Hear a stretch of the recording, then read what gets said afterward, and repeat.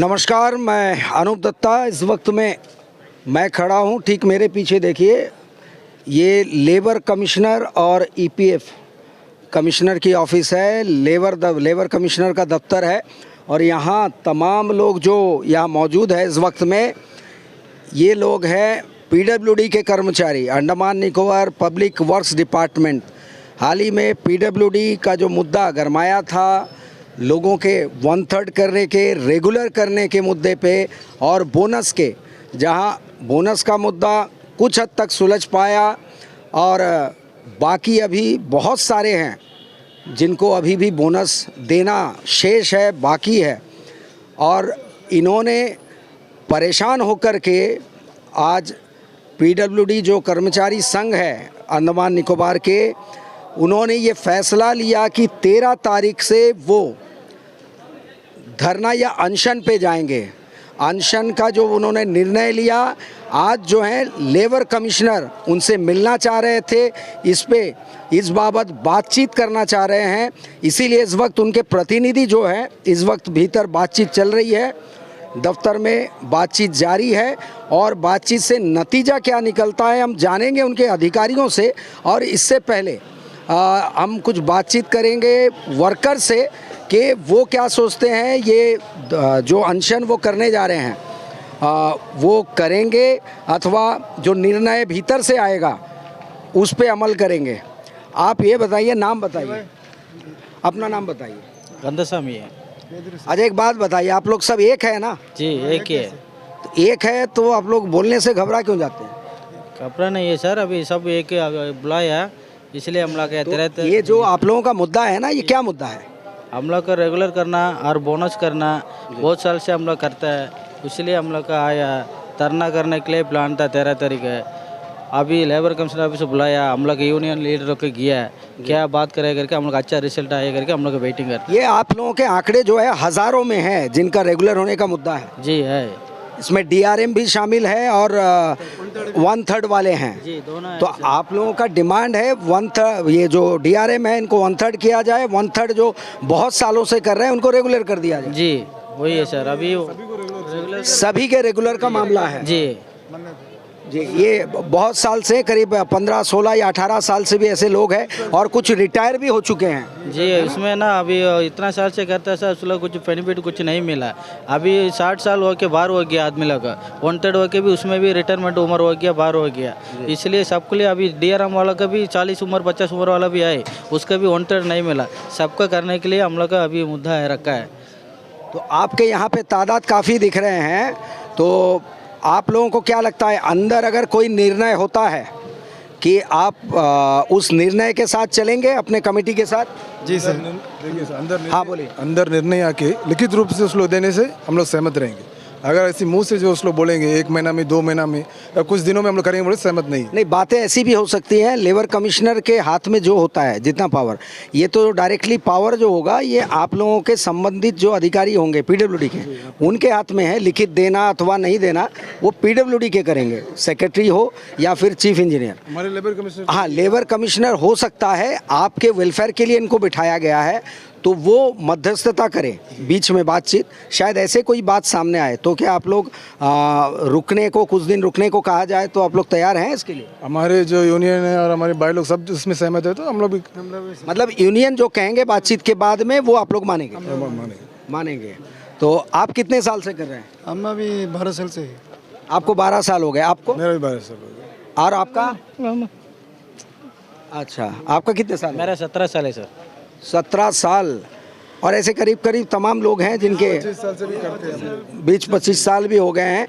ये आप समझ सकते हैं, ये एक बर्निंग इशू है, आप कह सकते हो, एक सेंसिटिव मामला है और बहुत ही, ये सालों से ये केसेस को यूं ही दरकिनार करके रखा गया था और कहीं ना कहीं ये हताशीन, उदासीन रवैया एडमिनिस्ट्रेशन और अधिकारियों के चलते आज ये नौबत आई। आप देख सकते हैं, कैमरामैन ज़रा नज़र घुमाइएगा, कैमरा घुमाइए, तमाम लोग हैं यहाँ, इतने सारे भीड़ है। देखिए अभी ये नज़ारा सिर्फ ट्रेलर है जो इस वक्त में इन लोग यहाँ पे मौजूद हैं। लेबर कमिश्नर जो है यहाँ पे उन्होंने बुलाया है और बातचीत कर रहे हैं।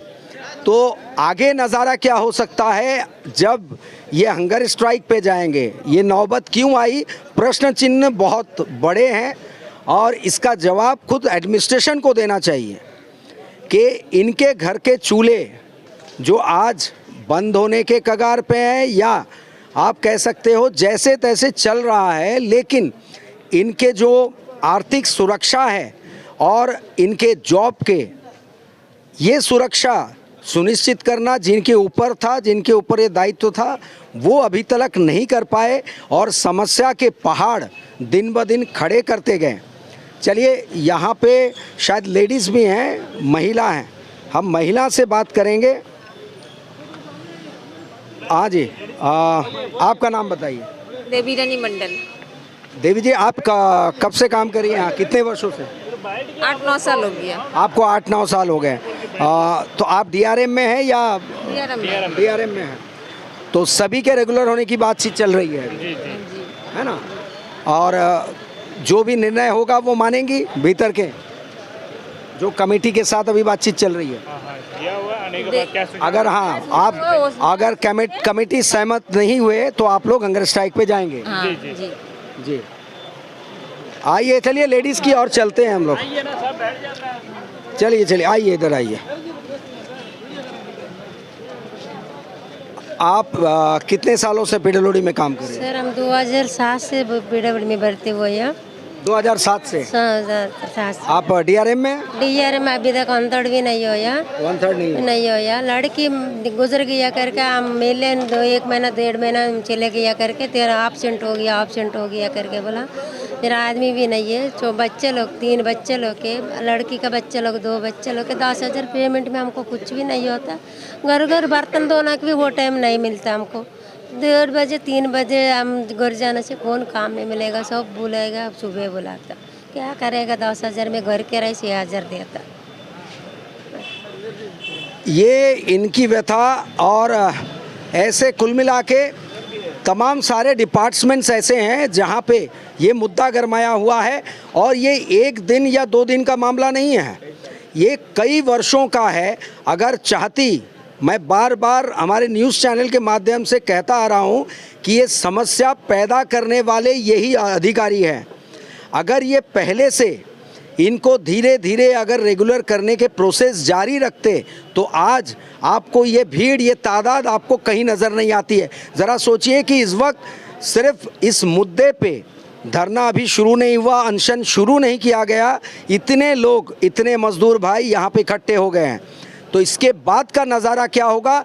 और ऐसे अगर तमाम डिपार्टमेंट्स के लोग इस लेबर कमिश्नर ऑफिस या सेक्रेटरीट के सामने पहुंच जाएं तो वो आंकड़ा कितना होगा? और इसकी गंभीरता से सोचने की मंशा अधिकारियों में, प्रशासन में नज़र नहीं आ रही है। अभी वो वक्त आ गया है, ये जो रूप धारण कर रही है, जो अख्तियार कर रही है, ये समस्या और लोगों के बीच में और वर्कर्स के बीच में जो ये गुस्सा है, जो आक्रोश है, इस पे ध्यान देने की ज़रूरत है। अधिकारियों की, चीफ सेक्रेटरी महोदय जो इस वक्त में अच्छे काम कर रहे हैं, जिनको शाबाशी दी जा रही है, उनके नज़र में डालना चाहेंगे, उनके जहन में हम डालना चाहेंगे कि आप इस पर ध्यान दें। और honourable lieutenant governor of Andaman Nicobar islands कि आप थोड़ा सा फुर्सत निकालें और अंडमान के इन समस्याओं को सुलझाने का प्रयास करें। आपके पास अधिकार है, आपके पास वो अधिकार दिया गया है, लेकिन फुर्सत निकालने की आवश्यकता है, ध्यान देने की आवश्यकता है, इस पे गौर करें। चलिए, हम कुछ भाई और बैठे हैं। आप कितने सालों से हैं? मैं 12-13 साल से हूँ। 12-13 सालों से। आप अपना नाम बताएंगे? सुधाकर रेड्डी। सुधाकर भाई, आप 12-13 साल से हैं, डीआरएम में हैं? नहीं, मुझे मेरा 1/3 हो चुका है 2017 पे। 1/3 अब रेगुलर का मुद्दा है? अब रेगुलर का मुद्दा है हमारा। रेगुलर का मुद्दा 1/3 होकर हमारा 5 साल तो हो चुका है। हाँ जी। तो अब रेगुलर का मुद्दा है, हमें उसी लिए आए थे यहाँ पे। हाँ, क्योंकि आपके सामाजिक सुरक्षा और जॉब की सुरक्षा बहुत ज़रूरी है। जी, हमारे लिए तो बहुत ज़रूरी है, क्योंकि घर चलाना होता है, फैमिली मेंटेनेंस के लिए हमें खर्चे, जो शादी भी हो गई, शादी भी हो गई, बीवी बच्चे के लिए हमें तो पैसा तो चाहिए होगा। तो मार्केट वैल्यू आप जानते हैं, जैसे सब्जी के भाव और मार्केट प्राइस तो हमेशा हाई होता है, जैसे हमारा पेमेंट तो ही रहता है, उससे तो हमारा घर चलना नामुमकिन है। क्योंकि बाकी सैलरी गैप बहुत आ जाती है दूसरे हमारे से, तो सभी के लिए की वैल्यू होती है मार्केट पे, पर हमें भी परचेस करने प्रॉब्लम होती है, और हम सभी को, हमारे भाइयों को, सभी को घर चलाने प्रॉब्लम होते हैं। उस वजह से यहाँ पे आए हमारा रेगुलराइजेशन और बचे हुए सबके 1/3 के लिए। चलिए अब वो निर्णय मानेंगे जो निर्णय भीतर होगा इस वक्त, जो भी बातें होगी हमारे लीडर्स डिसाइड करेंगे क्या करना है, तो उन्हें वो आपको जो समझाएंगे, जो हम समझाएंगे वो फॉलो करेंगे हमें। चलिए आप लोगों में एकजुटता है इस मुद्दे को लेकर, तमाम मजदूरों में? मजदूरों में तो एकजुटता है, अभी तो अब सब डिवीजन से 1-2 लोग ही आए, क्योंकि दर्द सभी का एक ही है। जी सभी के दर्द देखिए, कुछ कुछ सेक्शन से सब 1-2 लोग आए हैं, सब आए नहीं है, सब अपने अपने सेक्शन से 2-2 लोग आए हैं। इनके से वो 13 को फिर धरना भी सैकड़ों में नजर आ रहे हैं। जी जी, जिस दिन धरना होगा तो सभी आएंगे, अभी सिर्फ 1-2 लोग ही आए सब सेक्शन से। चलिए ये सुना आपने इन लोगों का दर्द, मजदूरों में एकजुटता दिख रही है। अब हम इंतज़ार करेंगे कि प्रतिनिधि जो हैं हमारे इनके मजदूर संघ के, पीडब्ल्यूडी कर्मचारी संघ के, वो बाहर आए, हम उनसे बात करेंगे कि निर्णय क्या हुआ आखिर और फैसला क्या हुआ, बातचीत क्या हुई। चलिए इस वक्त हमारे साथ में अध्यक्ष राज्य कर्मचारी महासंघ और महामंत्री राज्य कर्मचारी महासंघ के विजय पिल्लई जी मौजूद हैं, और हम जानेंगे इन लोगों से कि यहाँ भीतर जो बातचीत हुई वो हल क्या निकला और बातचीत क्या रही। एक्चुअली हमने, हमारे जो एफिलेटेड एसोसिएशन है ईपीडब्ल्यू कर्मचारी संघ, उन्होंने जो है नोटिस दिया था स्ट्राइक का। अब नोटिस से पहले कई पत्राचार हुए, आप भी जो अधिवेशन हुए उसमें आप भी आए थे, अधिवेशन का कवरेज दिए थे। उसके बाद से निरंतर जो है हमने अपना ईपीडब्ल्यू कर्मचारी संघ के माध्यम से, राज्य कर्मचारी महासंघ के माध्यम से, हमने हमेशा पत्राचार में सभी अधिकारियों को, इंक्लूडिंग ऑनरेबल लेफ्टिनेंट गवर्नर जी को भी, हमने जून 2022 में पूरे एक ड्राफ्ट नोटिफिकेशन का प्रपोजल बना के भी दिए थे कि रेगुलराइज करने के लिए बाकी प्रदेशों में जैसे किया गया है वो यहाँ पे भी एक स्कीम बनाया जाए। लेकिन उसके बावजूद भी किसी प्रकार का कोई नतीजा नहीं मिला। सब मिलकर जो है अभी पीडब्ल्यूडी में इतना दबाव हुआ कि वहाँ पे लोग जो है 60 साल हो गए तो वो सुपरएनुएशन घर बैठ गए, कुछ भी उनको बेनिफिट नहीं मिला। इसके अलावा बीच में एक्सीडेंट से कुछ डेथ हुए, तो लास्ट महीने ही 3 केस हो गया। तो इसके चलते सारे कर्मचारी थोड़ा सा आशंका में आए, दबाव में आए, और रिक्रूटमेंट फास्ट मोड में हो रहा है, तो सभी को अपने भविष्य को लेकर आशंका हुई। तो इसीलिए फिर उन्होंने जो है रेगुलराइज और ये सवाल आर्थिक सुरक्षा का भी है, सामाजिक और आर्थिक दोनों है, क्योंकि उनका भविष्य भी है और अपने जो बच्चे हैं उनका भविष्य को लेकर भी उनमें आशंका है, उनको आगे कैसे पालेंगे। सारे विषय को लेकर इतना साल हमने विभाग को या अंडमान को सुदृढ़ बनने में या सुंदर बनने में अपना सहयोग दिया, सारा काम किया, तनख्वाह लिए, लेकिन सारा अपना काम किया, लेकिन आज आकर उनका खुद का जीवन जो है आशंका से ग्रसित हो गया। तो इसीलिए उस लोगों ने लास्ट नोटिस दिए। तो वो नोटिस का आया, लेबर कमीशनर से आए थे कि कॉन्सल्टेशन के लिए बात करेंगे। तो वहाँ पे बात को हमने स्पष्ट रूप से रखा। तो उन्होंने कहा कि मैं कॉन्सल्टेशन करने बैठा, मीडिएशन की स्ट्राइक ना हो। इसी ऑफिस से जो है ईओ टू सी जी आए थे महेश जी, वो अपना विषय को रखे कि हमारे पास कोई स्कीम नहीं है, हमें ऊपर से कोई डायरेक्शन आएगा तो हम करेंगे। हमने सितंबर 2022 में एक प्रपोजल सबमिट किए थे कि इतने स्ट्रेंथ है, इतना वैकेंसी है, इतना बिल्डिंग है, इतना रोड है, इतना पाइपलाइन है, ये सारे विषय को लेकर ये सारे लोग कार्य कर रहे हैं, सारे विषय को हमने जानकारी दी थी। तो उसके बेस में एक प्रपोजल वहाँ से सबमिट किया कि ऐसा एक प्रपोजल आया है, हमारा ये स्टाफ स्ट्रेंथ है, ये सारे डिटेल्स के साथ में सी ऑफिस से प्रपोजल प्रशासन को गया, लेकिन प्रशासन में कहीं ना कहीं फंसा हुआ है टेबल में फाइल। अब वो ई फाइल में है या दूसरे फाइल में है नहीं मालूम, लेकिन फाइल फंसा हुआ है।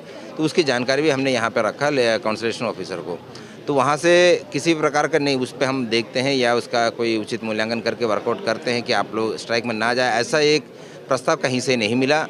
अब लास्ट में निर्णय हमने इसीलिए इनको बता दिए थे कि आप लोग अपना निर्णय लेना, कोई किसी का निर्णय आपके सिर पे थोप दे, ऐसा ना हो। तो सारे का जो कर्मचारी वर्ग है सभी आपस में अभी चर्चा करके निर्णय क्या, आपका निर्णय क्या है बता दीजिएगा। ये जहाँ एक सवाल और जो भीतर उन्होंने कहा आप लोगों से कि वो जो ऊपर से हमें कोई आदेश नहीं है, तो ये आदेश कहाँ से इनको आया कि आपसे बातचीत किया जाए? ये आप लोगों ने पूछा कि ये आदेश कहाँ से थी कि आप लोगों को बुलाए और चर्चा करे और स्थगित करने के लिए अनुरोध करे या आपको डायरेक्शन दे? ये आदेश कहाँ से थी, ऊपर से थी कि नीचे से? नहीं, ऊपर या नीचे के नहीं, एक्चुअली जब भी कोई नोटिस जाता है आपको पूछना चाहिए था, आपने पूछा क्या? नहीं, ये तो एक लीगल फ्रेमवर्क में आता है कि जब अधिकारियों को जब ऊपर से आदेश आए, आपसे बात कर रहे हैं तो ये ऊपर से आदेश का इंतज़ार कर रहे हैं कि फिर जाकर रेगुलराइज करेंगे। इसका कहने का अनुसार ये हुआ वो अपने कांधे से जो है वो छटक रहे हैं। ये नहीं लगता आपको कि अपने रिस्पॉन्सिबिलिटी को वो सीधे सीधे नकार रहे हैं और थोप रहे हैं ऊपर के अधिकारियों के? नहीं, वो तो एक हमेशा से रहा है, क्योंकि जब से नए चीफ सेक्रेटरी जी आए हैं थोड़ा सा पॉजिटिव काम होने लगा, तो कोई भी काम को जो है सीधा सरकार दो, एडमिनिस्ट्रेशन या सीएस का वहाँ से हमें कुछ सूचना नहीं मिला तो हम नहीं कर रहे। तो वो एक कांदा आज यूज़ हो रहा है, वो हमें भी एहसास हुआ है। अभी हम आपने जैसा पूछा कि हमें बुलाने का कारण क्या है, तो उसका कारण नॉर्मली ये कोई भी एक नोटिस जाता है तो कैंसिलेशन के लिए बुलाते हैं, वो एक केस बनता है, उसके बाद में सारे मैटर जो है एडमिशन सूचना दिया जाता है। अभी यहाँ पे फेलियर का रिपोर्ट बना है, क्योंकि हमने ना तो हमारे मांगों पे उन्होंने कोई संज्ञान लिया या पॉजिटिव रिस्पॉन्स है, ना उनके विषय की स्ट्राइक में मत जाओ, वो चीज़ हम भी नहीं कर पाए। लेकिन बिजो जी, कहीं ना कहीं ये अपने तरफ से ये क्यों सूचना नहीं देते हैं प्रतिनिधियों को, एडमिनिस्ट्रेशन के उच्च अधिकारियों को, कि हम पे ये लगातार दबाव बन रहा है, इसलिए आप इस पे तुरंत कोई कार्रवाई करें और हमें सूचना दे या निर्देश दे, करना क्या है, करना है अथवा नहीं करना है। ये इनकी तरफ से इनिशिएटिव क्यों नहीं लेना चाह रहे? नहीं, वो अपनी तरफ से कोई निर्णय नहीं लेना चाहते। वो जो यहाँ का हुआ, मतलब एक टेबल टू टेबल जो पोस्टमैन का काम हो रहा है, यहाँ से लिया वहाँ दिया, वहाँ से लिया यहाँ दिया, बस उतना ही काम हो रहा है। वो आपका संज्ञान से आपने जो निष्कर्ष निकाला सही बात है, उस पर कोई पर्सनल क्योंकि हम लोग जो वे में आज काम कर रहे हैं कि सभी का घर परिवार, उनके बच्चे, उनका भविष्य, सारे चीज़ को लेकर के सब मिलकर काम कर रहा है। यहाँ पे कोई वैयक्तिक किसी से कोई संबंध या ऐसा कोई चीज़ नहीं है, लेकिन कामगार वर्ग का हित हो, वो इवन जब कैंसिलेशन में भी हमने पूछा कि आप कामगार वर्ग का हित के बारे में क्यों नहीं सोच रहे हैं, कि आप डीआरएम का तनख्वाह दे के रेगुलर आदमी का काम करवा रहा है या उससे ज़्यादा ही काम करवा रहा है, तो उसमें क्या आपको नहीं लगता कि इनजस्टिस हो रहा है या अन्याय हो रहा है? तो उस पर उनका कोई भी कमेंट्स नहीं था। मतलब इनका घर चले ना चले, अधिकारियों का पिकनिक चल रहा है, क्या कहेंगे? उस पर मेरा कोई कमेंट्स नहीं है। अब जो भी हो रहा है, मेरा एक ही है कि कामगार वर्ग के लिए थोड़ा सा सोचे, मंथन करे कि भैया वो नीचे जब सुखी रहेगा तभी आप ऊपर भी सुखी रह सकते हैं, इतना मैं जानता हूँ। आपको ये नहीं लगता है कि देश का प्रधानमंत्री कुछ और कह रहा है, अधिकारी कुछ और कह रहे हैं और कर रहे हैं, तो ये देश के प्रधानमंत्री को मानते हैं या अपना प्रधानमंत्री खुद बनाएंगे कुछ दिन बाद? नहीं, वो तो खैर जनता का निर्णय रहेगा प्रधानमंत्री चुनने में, उसमें कोई वैयक्तिक एक व्यक्ति का नहीं रहेगा। लेकिन क्या है कि राष्ट्र लोग अपने सेल्फ डिक्लेयर भी हो सकते हैं ना? नहीं, सेल्फ डिक्लेयर से कोई भी मानना जरूरी नहीं होता है, वो तो अलग बात होगी, कोई भी अपने आप को कुछ भी डिक्लेयर कर सकता है। लेकिन नहीं, इनको आप क्या लगते हैं, दादागिरी और एक तरफा फैसला नहीं लगता आपको? एक तरफा फैसला 100% है। अब उनका अपना कि बता दिया हमारे पास नहीं है कोई ऑप्शन। हमने कहा कि आपके पास जो फाइल गया था उसके आपको नोटिस मिल के 10 दिन हो गया, उस दिन से अगर आप उस फाइल को ही देख लेते तो भी कम से कम आज तक एक पॉजिटिव रिप्लाई दे सकते थे, सबको थोड़ा मन शांत होकर घर जा सकते थे। हमको सोमवार का जो एक रखे हैं उस पर हम मंथन कर सकते थे, लेकिन उस पर भी कोई निर्णय नहीं लिया गया। और एक खास चीज़ आपने नोट की होगी, आपने देखा होगा, हमने ऑब्जर्व किया है कि अगर इनके अपने निजी किसी व्यक्तिगत फाइल हो तो ये रात के 9 बजे या 10 बजे तक दफ्तर में नजर आते हैं। जरूर उस फाइल पे काम करते हैं, वो तो होता है, लेकिन मजदूरों के फाइल पे टाइम नहीं है, ऐसा लग रहा है। बिल्कुल। सितंबर, आज आप खड़े हैं मार्च में जी, 6 महीना हो गया, सितंबर 19 का फाइल है। और इसके बावजूद ये कहना है इनका कि आप हंगर स्ट्राइक पे क्यों जा रहे हैं, मत जाइए। जरूर वो बोल रहे हैं कि आप काउंसिलेशन शुरू हो गया तो आप इसके बीच आप स्ट्राइक में या धरना में जाना उचित नहीं है। मतलब उचित नहीं है, आप हमें मालूम है कि आप इसको इलीगल डिक्लेयर करेंगे, लेकिन आप मेरे को सोल्यूशन दे दो। आप इलीगल डिक्लेयर करो, कुछ भी करो, लेकिन सोल्यूशन दे दो। सोल्यूशन दे दे तो मामला ही खत्म हो जाए। हमें कोई इच्छा नहीं है कि वहाँ पे बैठे सारा घर बार छोड़ के आके वहीं पे बैठ जाए, ऐसा हमें भी कोई इच्छा नहीं है, लेकिन सोल्यूशन तो दे दे आप। सोल्यूशन की बात नहीं हो रही है। चलिए हम अध्यक्ष जी से पूछेंगे। अध्यक्ष जी, आप भी भीतर थे, बातचीत के दौरान अब सारी बातें साफ हो गई है, उनका कहना और आप लोगों का कहना वहाँ पे। आपको उनके पूरी बातचीत से इस दौरान आपको क्या लगा, उनकी मंशा क्या है, करने की मनोवृत्ति है या फिर कुछ और? आज जो कॉन्सुलेशन ऑफिसर ने बुलाया था वो एक माध्यम होता है, दोनों पक्ष को बुलाया जाता है, जैसा जिस पे डिपार्टमेंट कंसर्न एपीडब्ल्यूडी का हमारे कर्मचारी संघ थे हमारे साथ, और CEO जो है महेश सर आए थे जो इन बिहाफ ऑफ चीफ इंजीनियर एपीडब्ल्यूडी के दो, और हम लोग दोनों के बीच में बात हुई। उनने अपना वक्तव्य रखा है कि मेरा प्रपोजल जो है हम लोग डायरेक्ट मूव नहीं करते, मगर हमारा जब यूनियन द्वारा पहले कुछ दिनों में पत्राचार किया तो उसके अगेंस्ट में उन्होंने एक प्रपोजल बना के मूव किया है। तो मैंने बताया, हम लोग ने बताया कि आपका तो एक प्रपोजल एडमिनिस्ट्रेशन पेंडिंग है और रेगुलाइज करने का इनका सबका, तो वो वाला बात हुआ और हमने भी एक प्रपोजल बनाया था हमारे बिजू सर ने, जनरल सेक्रेटरी ने, किस माध्यम से इनको रेगुलाइज किया जा सके एडमिनिस्ट्रेशन में। तो वो भी हम लोग मूव किए थे और उसका भी कुछ स्थिति, आज की स्थिति में कुछ रिपोर्ट एडमिनिस्ट्रेशन से नहीं आया है और ये जो ऑफिसर्स के पास भी वो रिपोर्ट नहीं है। तो हम लोग जो नेक्स्ट डेट हम लोग 7 डेज़ का दिया है, हम लोग अपने पक्ष से भी अपना रिपोर्ट को सबमिट करेंगे किस माध्यम से इनको रेगुलर किया जा सकता है और उनका पक्ष भी आएगा। उसके बाद कॉलेज जो ऑफिसर रहेगा वो एडमिशन के माध्यम में चले जाएगा और वो ये जो है एक फाइल मूवमेंट में बन के, और जो इनका रेगुलाइज का स्कीम है ये गवर्नर से होते हुए प्रपोजल जो है होम तक, इनका कहना है कि मिनिस्ट्री से का एक कंकरेंस चाहिए उसमें। तो उसके लिए भी हम लोग लड़ेंगे, मिनिस्ट्री लेवल हो, और हम लोग कामगार वर्ग के साथ हमेशा खड़े हैं और उनके लिए तो अभी फाइल मूवमेंट बहुत स्टेज से बढ़ चुका है और अभी काउंसलिंग हुआ है। तो आप समझ सकते हैं कि एडमिनिस्ट्रेशन कितना इस बारे में अब ध्यान दे रहे हैं कि धरना से पहले ही आपको हम लोग को बुलाया गया और इस बारे में वार्तालाप हुआ और 7 डेज़ का टाइम उन लोग लास्ट 6 या 7 डेज़ का टाइम पूछा है। तो इस बीच में हम लोग भी अपना सबमिट करेंगे और एक काउंसलिंग होकर जाएगा तो एक प्रपोजल का जैसा बन जाएगा और इस बीच में हम लोग ट्राई करेंगे कि ऊपर भी भेंट करें और इसका प्रपोजल को कैसा लेके जाए, मूव करें। और कंसर्न मिनिस्ट्री में भी हम लोग ट्राई करेंगे। मिनिस्ट्री में भी हमारा पत्राचार पहले भी गया और अभी भी जाएगा कि क्या माध्यम से हमारा इनका रेगुलाइज होना चाहिए। बहुत बहुत शुक्रिया। 7 दिन का वक्त प्रेसिडेंट जो अध्यक्ष पीडब्ल्यूडी कर्मचारी के, उनसे बात करेंगे हम। हाँ जी, आप कुछ बोलना चाहेंगे? छोटी सी बात छूट गई थी, उनका एक प्रपोजल था कि इनको रेगुलाइज करने के लिए हम लोग रिलैक्सेशन कर सके, तो हम लोग की पूरी टीम ने नहीं माना। इनको जो है डायरेक्ट, क्योंकि इनका एज पार हो रहा है और आज का टाइम में जो इतने साल सर्विस हो गया तो इनको डायरेक्ट रेगुलाइज करना।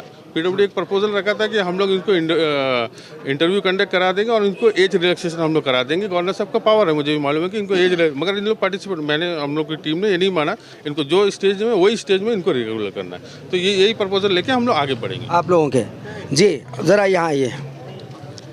अब आपसे सीधे सवाल, तमाम बातें हो गई, सब मालूमात हो गए। अब आप प्रेसिडेंट हो, आप लोगों ने आखिरी फैसला या निर्णय आपने क्या लिया, ये बताइए। आखिरी फैसला और निर्णय आप लोगों का क्या है? सर आखिरी का जो फैसला होगा सभी का, भाई सब लोग बताइए कि आवाज़ में क्या करना चाहते हैं हम लोग। सुन लिया, हंगर स्ट्राइक पे जाएंगे? नहीं, पहले 2 दिन रिले स्ट्राइक का सोचे हैं क्योंकि अभी कॉन्सलेशन हुआ है तो डिपार्टमेंट को और 2 दिन दे देंगे जी, जाग जाइए, फिर उसके बाद हंगर स्ट्राइक। 2 दिन रिले स्ट्राइक होगा, हंगर स्ट्राइक, उसके बाद फुल पूरे तौर पे। ये आपने सुना। अब और 2 दिन टाइम देते हैं उनको। मामला अब गर्मा चुका है, बातचीत कहीं ना कहीं खटाई में पड़ती नजर आ रही है और तमाम मजदूरों ने ये फैसला लिया है, संगठन ने, आरकेएमएस और उनके यूनिट पीडब्ल्यूडी कर्मचारी संघ, इनका फैसला ये है कि 2 दिन, अब 13 तारीख और 14 तारीख ये रिले हंगर स्ट्राइक करेंगे। उसके पश्चात सीधे हंगर स्ट्राइक पे वो जाने का निर्णय ले चुके हैं।